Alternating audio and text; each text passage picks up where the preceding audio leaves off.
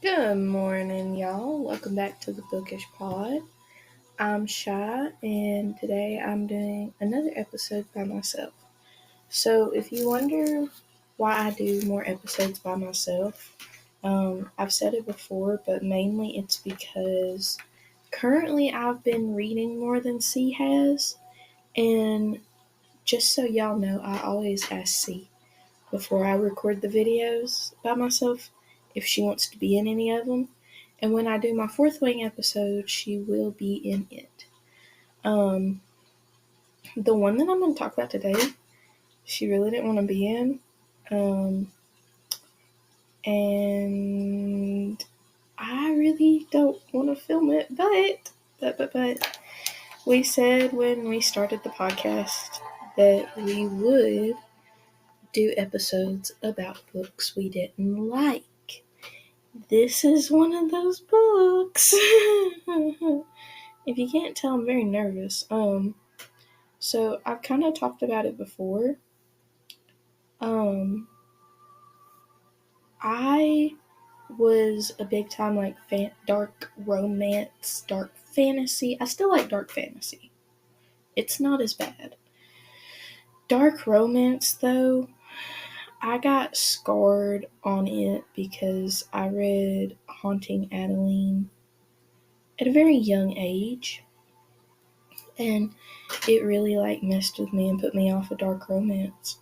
And so here a while back, I wanted to find a book to try again, to try and see if I still didn't like dark romance, And so I found a book, scrolling through Instagram, I found a book called, The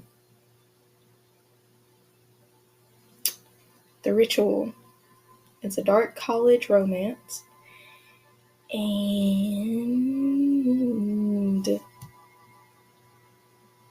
yeah.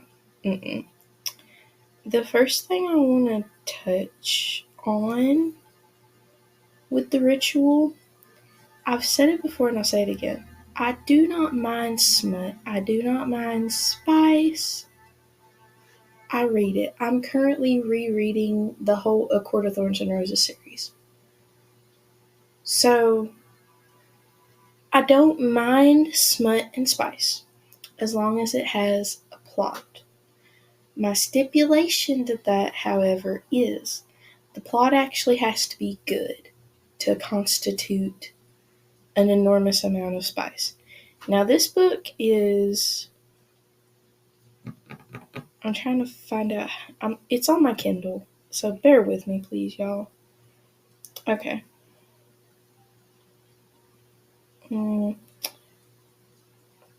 This book is 606 pages long. Okay. In those 606 pages, there is 20... not is... sorry. There are 20 different spice chapters.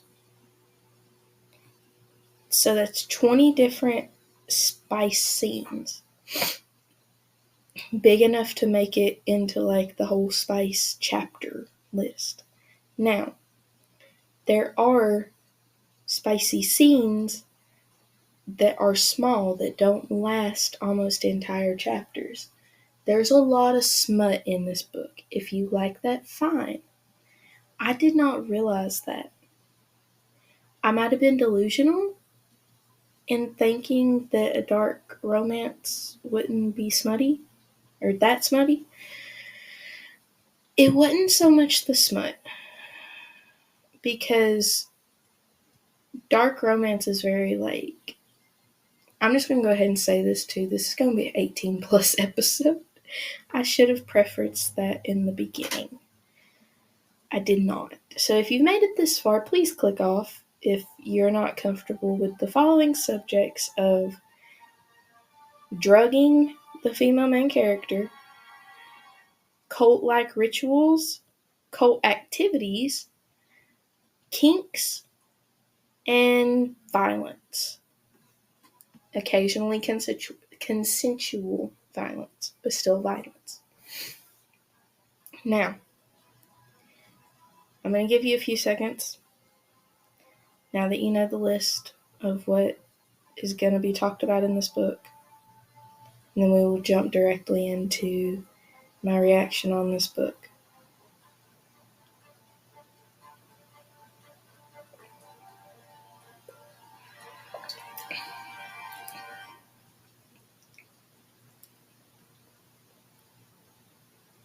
That worked out good. It gave me a water break anyways. Okay. Aside from the spice, let's overlook the spice for a minute because, like I said, I don't mind reading spice. Is it kinky spice, like 50 Shades of Grey type stuff? Yes. I'm okay with that, though, in moderation. My problem was the plot wasn't good. I understand that dark romance is supposed to, like, tickle the darker, twisted side of human psyche and everything. I'm sorry, though, when you're publishing a book, and I mean, if this is what the author's into, then that's fine. But I just don't feel like it's good for society in general and the people reading it to be reading a book about where the male main character repeatedly drugs the female main character. And it's okay. That's not okay. We literally put people in jail for that, for roofing people in real life. So why are we putting it in a book where it's praised? Like I said, it's fine if you're into that, and I may be out of the realm and super conservative when I say this. What you do in that sense in your private life needs to stay at home. It doesn't need to, and I'm not saying that the author does this. I'm not saying she's into that. Don't twist my words. I'm just saying if a person writes a book based on what they like in life experiences, and it's something that dark and twisted, then there needs to be consequences for that because he doesn't have consequences. This is all okay. Even mystery books, the murderer gets caught. Okay? And I even don't like this in like regular romance. Fantasy romance is a little bit different because it's made up. It's not like this can be real life. This resembles real life in any way. So that's not my bigger complaint. But like even in just romance books where um I'm trying to think of one. Twisted Love. He was trying to get revenge on the man who killed his family. Did he go about it the right way? No. Do I agree with that? No. He should have went through the proper channels but that's not what makes a story. But that's not as dark and twisted as something like this to me. Because the police did wind up showing up. Yes, the thing was burnt to the ground. But still, the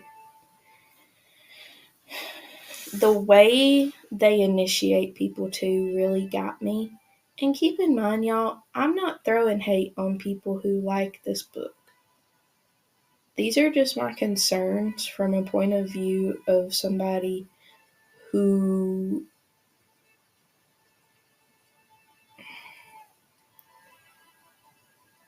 thinks a little differently. So this is my opinion, just like anybody else's opinion on the book. Maybe they like it. Their opinion may be similar to mine, but they don't agree with the things that I don't like. It can go 100 different ways. That's why we have opinions. I'm not against dark romance. I'm not against kinks. I'm not going to get into my personal life, but I'm not against them. And so I feel like when you take a book that's so dark like this, you're encouraging people who might not think it through clearly to potentially get themselves into something that might not be the safest. And I do respect the author for having a trigger warning in the front of it. Trigger warnings can be deceptive, though.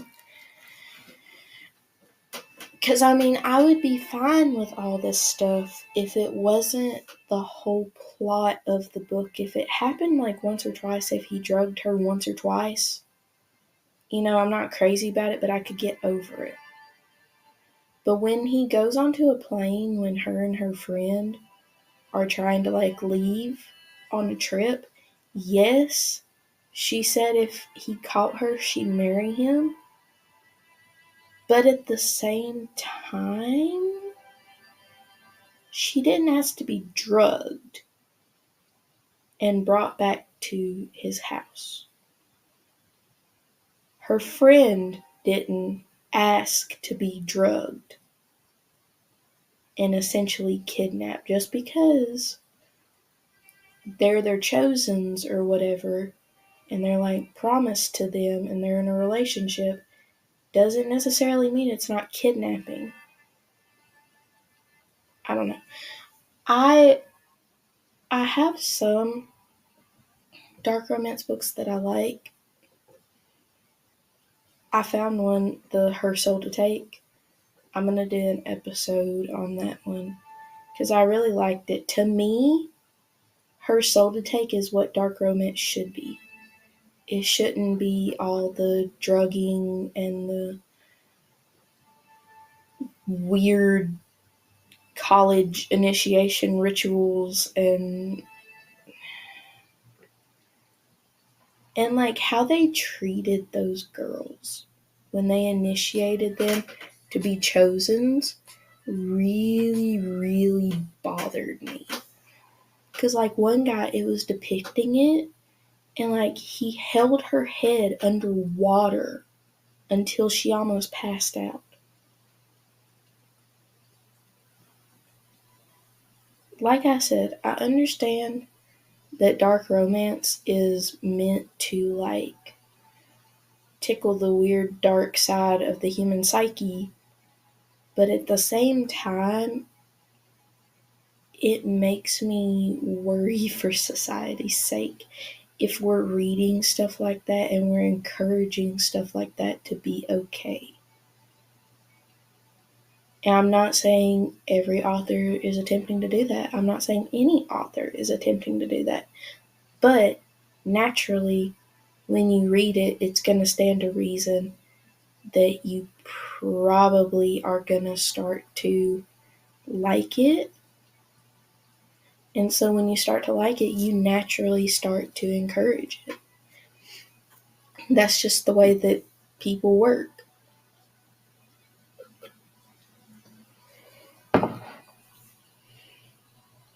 I feel like, in my opinion, it could have been a really good book if some of the darker stuff, like the initiation rituals, some of the murders, her ex was like really abusive and he hospitalized her a couple times, or I think at least once. He almost did the second time. He stalked them. And so I feel like if some of the stuff that I've talked about was not necessarily gone from the book, but just trimmed down a little bit, because he drugged her like 6 times, I think was the last count I had. Probably more, if I'm being honest, because he drugged her several times. And so I'm not crazy about that. I don't like that kind of a message being put out into the world. And like I said, I could be super by myself with that opinion on that. But I feel like it's valid with already the kind of stuff we have going on in the world. Because like I said, we put people away for drugging girls. I know I live close to Nashville, and like you hear about that all the time, about some college girl, or a lot here lately has been guys getting roofied too. You hear a lot about that, like people getting roofied. And just so happens, nothing happens to them, but sometimes it does, and that's tragic. And so I don't necessarily like that we're kind of saying that that's okay in this book. Um, that's my biggest thing.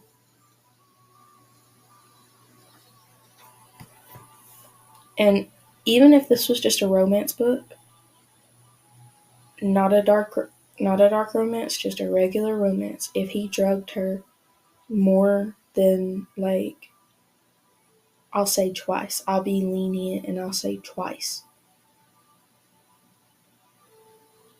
then I would probably feel the same way about the book. Because in this book,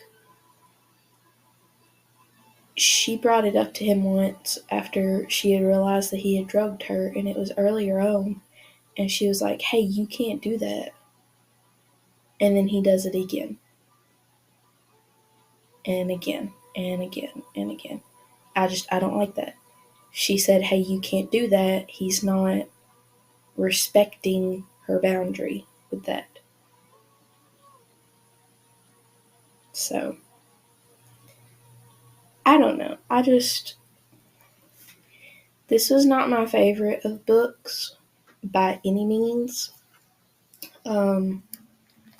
It's gonna probably be a while before I read any more dark romance, because I've seen a recurring trend that a lot of them have these topics in them. Her Soul to Take was probably my favorite. It actually, I don't remember any mention of him ever drugging her. Obviously, some of the spicy stuff was darker, but it wasn't horrible. It was actually pretty tame, I feel like. So, but I'm gonna go ahead and just give y'all like a spicy chapter list for the ritual. I know this is gonna be a short episode, and I'm really sorry, y'all. I don't have a lot to talk about with this book. I just kind of wanted to put it out there for anybody who's kind of in a similar situation to me. You really didn't know how to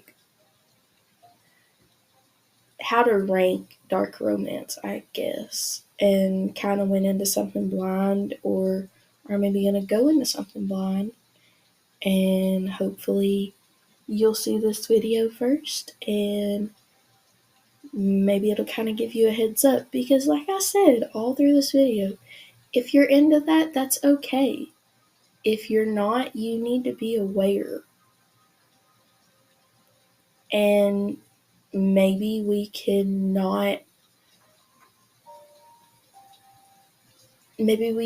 start respecting characters' boundaries in dark romance more as a society, because I feel like that would help things a lot. At the end of the day, however, The spicy chapter list that I'm going to give you is one that I just searched up. I want to say on like Google. You can also, you can also find it on my Instagram post that I actually did on this book. Our Instagram is at the Bookish Pod 25, and so I did a review on this book, and I also did one on Her Soul to Take. I did have a few complaints, I think, with Her Soul to Take. Yeah, I did. I just don't remember exactly what I said. Because keep in mind, y'all, sometimes I will record videos weeks or months after I read the book, but I try to do reviews right after I read it. So if anything I say in like the episode isn't exactly the same as in the review, know that that's probably why. They will be similar though. I'm not one that like bounces back and forth. If I say it in a review, I'll say something similar in a podcast episode. So, to the spicy chapters. Like I said, there are 20 chapters. There are more scenes. 19, 15, 30, 41, 11, 18, 31, 43, 12, 22, 32, 44, 13, 26, 33, 47, 14, 29, 40, and 59. Again, that is just strictly chapters. That is not scenes. Now, I want to compare something real quick. The dark romance books, if you're kind of like me and you lean more towards my point of view on things, Her Soul to Take was incredible in my mind. There's only, 8 chapters with spice in them. Iron Flame had 4 for my romance girlies. So that's 4 more than Iron Flame. Keep that in mind when you're looking for a book, because I highly, highly, highly recommend you do your research. Be very picky, choosy, because you don't want to read something that's going to cause you turmoil or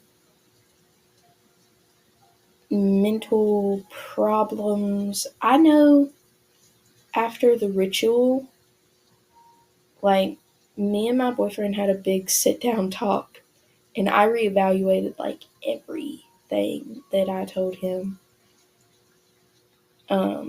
Like, we were talking about the book, and in the beginning it was kind of touchy, it was kind of soft.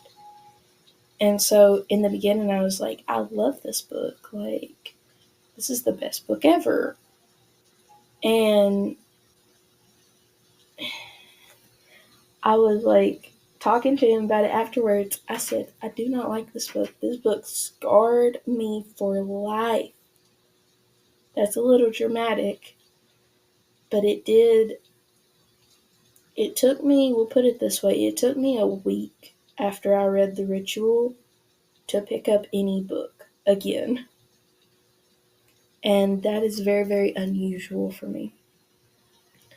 But I had already found Her Soul to Take at that point. And so I picked it up and I was like, we'll give it a shot. Gave it a shot. I liked it. There are talks of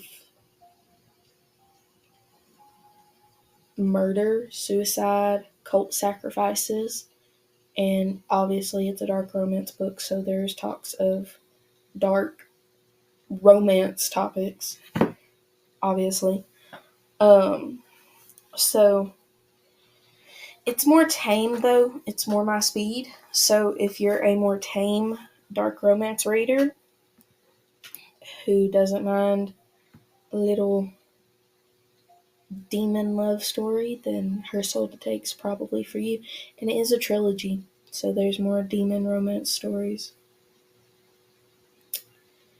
But that's essentially what I wanted to talk with y'all today about. And kind of just put my opinion out there for maybe other girls who want some dark romance books to read, don't know what to read. If you're a softie like myself, I do not recommend The Ritual at all. If you are into super dark stuff, you're okay with the topics that we covered today, go for it, girl. All the more power to you. Just don't let it affect your thought process on actual real life. That's my biggest thing. Do not let any fictional book, even fantasy, any fictional book, do not let it alter your thinking on how actual real life experiences should go down and should happen, and how to treat people in your real everyday life.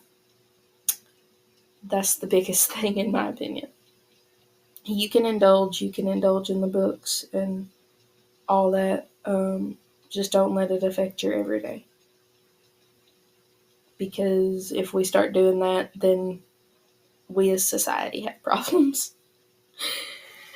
Alright, I'm going to get off of the heavy hitting topic and do a little shout out for our Instagram. Actually, I already did that. Phone. Apologies, y'all. That was my dad. And so, if you have any books you want us to read, or if you want to share your favorite books, your favorite read, like genre, you can email us at thebookishpod25@gmail.com. You can comment under any of our videos, and you can also DM us. We will answer. And if you want your book recommendation or your favorite book to make it into a podcast, we can look into trying to do that, make that happen. As Sienna would say, if you have any drawings for book besties, we are open to those. And yeah, for anybody new, welcome to the Big Book Club. And everyone's welcome. And yeah, we just talk about it, share our opinions on it. If you have a different opinion, that's okay. So, whew, I cannot stop yawning. We do have a lot of new exciting stuff coming soon, so please stay tuned for that. I think y'all will really enjoy it. We dropped our mascot, actually, on our Instagram. So Surreal is our new Bookish Pod mascot. He's a little like beanie baby owl that sits on my bookshelf. I call him Surreal because he sits next to my ACOTAR series. And so he kind of makes me think of the Surreal, and I always thought of the Surreal as like the guardian of the forest in ACOTAR. So I named him Surreal because he's the guardian of the bookshelf. So, I hope y'all having a good day. Thank you for taking time out of your day to listen to us, and I will catch y'all on the next read. Bye, y'all.